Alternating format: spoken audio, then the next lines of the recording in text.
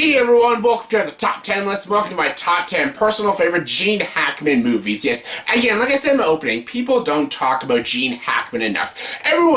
Most people know who Gene Hackman is, and most people that I know love Gene Hackman, but not a lot of people talk about him enough. A lot of people don't say he's like one of their favorite actors and stuff, and a lot of people don't make top 10 lists for Gene Hackman, so I thought I'd do it. I love Gene Hackman. I love most of his movies he's been in, so I thought I'd do my top 10 personal favorite Gene Hackman movies. Alright, let's get started. Here's my top 10 favorite Gene Hackman movies. And for top 10 list, you gotta have your honorable mentions. My honorable mentions for my favorite Gene Hackman movies are The Package, The French Connection 2, The Birdcage, The Firm, Get Shorty, The Royal Tenenbaums, and Class Action. All great films. Just give me the top 10 list, but what did in my top 10 was my number 10. My number 10 is a fantastic sports movie, basketball movie, him as a coach. That's right, Hoosiers. Hoosiers is a great film. A very great, inspirational sports film. I don't watch a lot of sports, but I love sports films. I don't know why. It's just something about them. I get more engaged in the game in this fictional story or non-fictional story, like most of them are true stories and stuff, but I get more invested in those games than actual games on television. I don't know what it is. I don't hate sports, I just don't watch them a lot, but I love sports movies, and Hoosiers is a fantastic sports movie. I love all the basketball sequences. I love how this coach coaches this team. I love Gene Hackman as this coach. I love Dennis Hopper in the film as well. I love his story. I won't spoil his story, but it's a very dark storyline, and it's very engaging, very compelling. I can totally see why he was nominated for an Oscar. I thought Gene Hackman probably should have got nominated too, because he's fantastic. And again, I love sports movies, I love basketball movies, and this is one of the best, and it's hands down my 10th favorite Gene Hackman movie. Coming number 9 is The Conversation. The Conversation is written and directed by Francis Ford Coppola. Amazing filmmaker. He can do no wrong, Francis Ford Coppola, unless it's Jack. But still, Francis Ford Coppola did this movie amazingly. A very underappreciated film. When people talk about Francis Ford Coppola, they talk about Apocalypse Now, or Godfather, or if you're really, controversial, The Cotton Club. But yeah, or Bram Stoker's Dracula, if you love Dracula and stuff. But a lot of people don't talk about The Conversation. The Conversation is a great, paranoid thriller, very suspenseful, even claustrophobic feeling thriller. I love this movie. I love this spy movie about a guy who spies on all these people and stuff, listens to their conversations, in a conversation he never wanted to listen to in the first place. Gene Hackman's performance is absolutely enthralling. He's absolutely fantastic, gripping from start to finish. A very small performance by Harrison Ford. He's great in this movie. I love how this movie is paced and set. Its tone is fantastic. The atmosphere is really good. The cinematography and editing is absolutely extraordinary, and it's Francis Ford Coppola. You're going to get a masterpiece when you watch Francis Ford Coppola hit one of his movies, except for Jack, but still. The Conversation's great. It's a great Francis Ford Coppola movie, and of course, it's an amazing Gene Hackman movie. Coming in number 8 is Mississippi Burning. Mississippi Burning is a phenomenal film. This is a film I actually just watched a couple days ago because I wanted to watch it for this list and stuff, and I really loved this movie. It was so freaking good. Gene Hackman and Willem Dafoe are both amazing. Michael Rooker is really good. Very racist, but he does a very good job with this film and stuff, and basically it's about these two investigators. They go into this town in, I think, Texas or something like that, and they're investigating the missing of 3 reporters and stuff that went into this town, and now they're missing. They were killed, but they have to prove that they were killed and try to find their bodies and question this whole town of what happened to these 3 men. The more and more they investigate this town and this police and stuff, they realize how corrupt this town is and how really racist they are, and yeah, it's a damn good movie. It's really compelling, very interesting, and of course Gene Hackman gives a great performance. Willem Dafoe gives a great performance. It's extremely well directed and very well written. I don't know, is this a true story? I think it's based off a true story, and it's just very well done, very captivating, and you love to see the ending. The ending of this movie is just so well worth it. Seeing those guys get their just desserts, it's freaking awesome, and yeah, this is a great film, very compelling, dramatic film, and you're hooked from start to finish, and you want to see where the story's going, and yeah, fantastic film. Coming number 7 is Enemy of the State. Enemy of the State, fantastic Tony Scott movie, fantastic Will Smith movie, Also a great Gene Hackman movie. I love Gene Hackman in this film. The story is mostly focused on Will Smith's character, because he's the one that's going through all this shit and stuff. He's the one that got the tape, seeing this political figure commit a murder, and now he's being chased by the government and stuff, and then he needs the help of Gene Hackman, a man who's been on the run from the government for quite some time, and he's a very, very smart tech guy and stuff. He knows how to hide from the government and stuff, and he's the man that needs to help Will Smith out.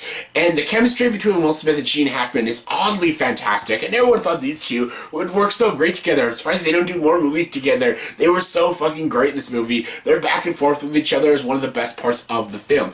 The first half of the film, Gene Hackman's not even in, but the second half is so great because Gene Hackman is just so damn awesome and so damn memorable in the film.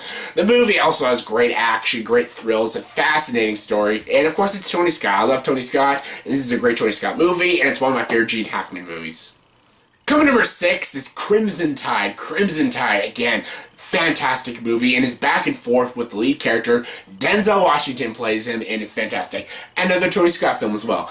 I love anytime Gene Hackman does a Tony Scott movie, you're gonna get something great. In this movie, the story is the best part of the film. The performances by everyone is amazing. Like, Gene Hackman's amazing, Denzel Washington's amazing, you got James Gandolfini in the movie, he's amazing.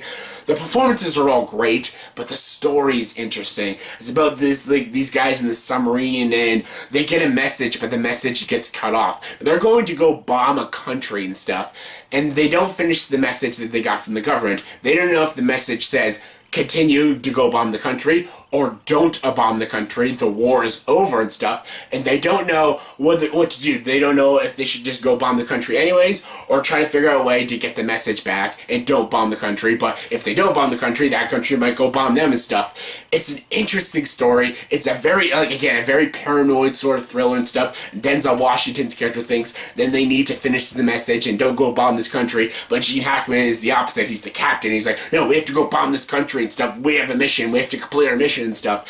And how these two bump heads with each other is fantastic. It's so well done. The writing, the direction, the pacing is fantastic in this movie. The two lead performances are both amazing, but the sheer story and just how thrilling this movie is, and it's not thrilling like, someone's gonna kill someone or anything. No, it's just about a message. What does that message say? And it's just a great story and a great pace, and I absolutely love this film. It's one of my favorites.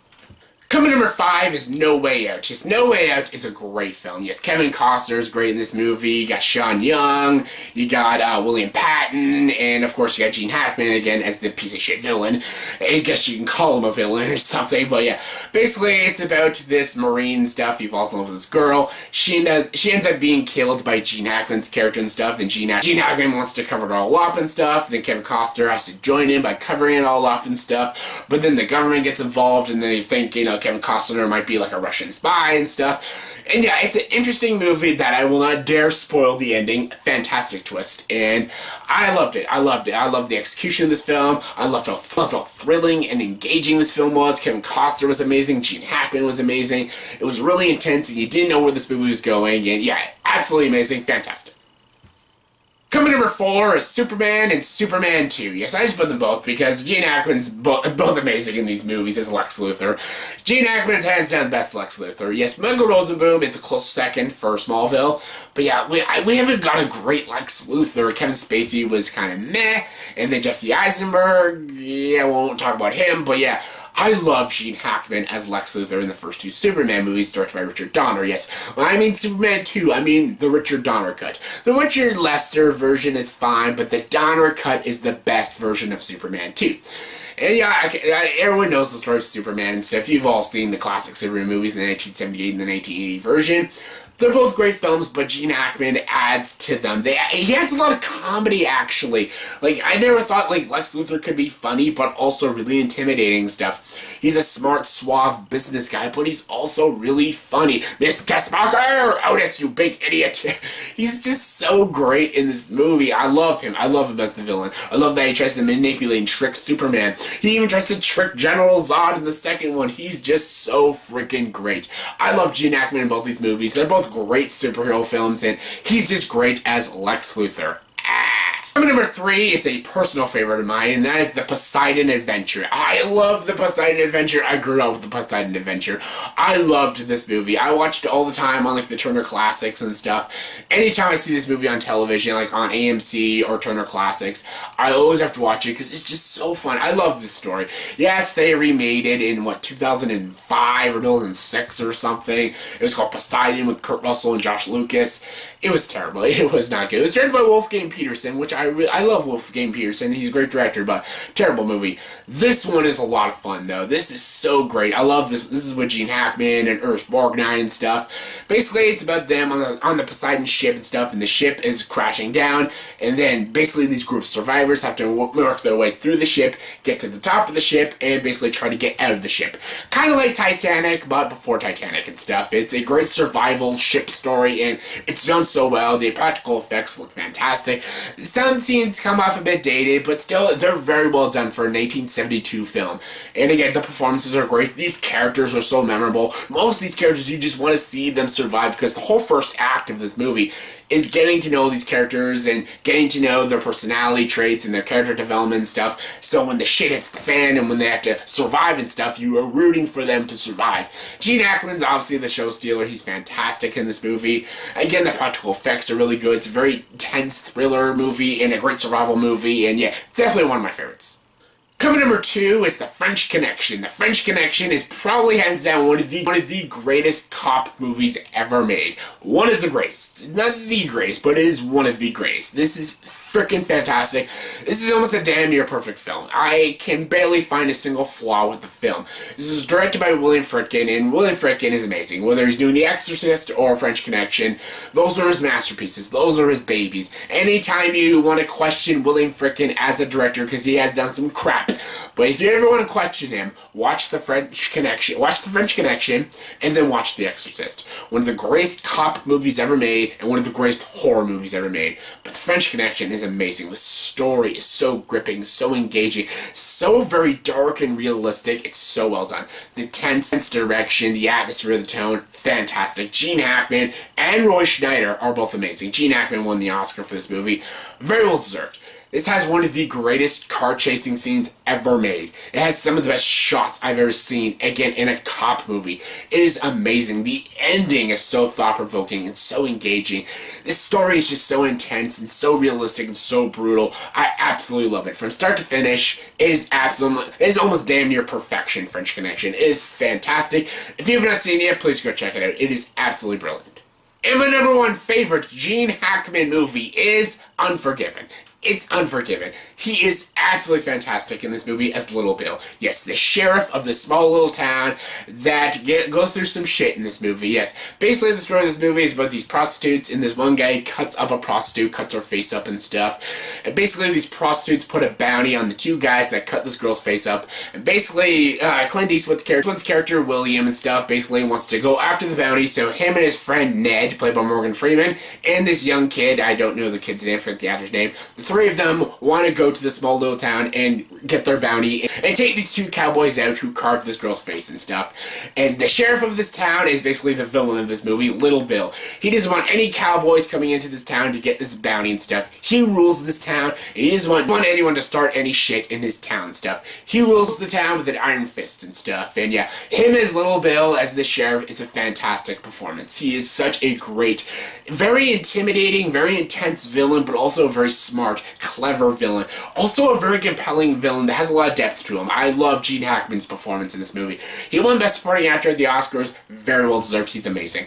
I love also Richard Harris as English Bob. He's great in this movie. Morgan Freeman, Clint Eastwood is amazing. Clint Eastwood's direction is fantastic. I consider Unforgiven one of the greatest westerns ever made. It is absolutely fantastic. Good and the Bad, the Ugly is right up there with it, with High Noon and stuff, but also True Grit and stuff, but Unforgiven is absolutely amazing. The structure, the direction, the execution, the performances, the costumes, the production, the makeup, even its small action sequences, they're all absolutely brilliant. And Gene Hackman just adds to the brilliance of this movie, and it's hands down my favorite Gene Hackman movie. It is so amazing. So yeah, that was my top 10 personal favorite Gene Hackman movies. So in the comment section below, please tell me, did you agree with the top 10 list? If not, give me your top 10 personal favorite Gene Hackman movies. Comment below, let me know. And as always, if you like this video, please subscribe to this channel and join the dark side.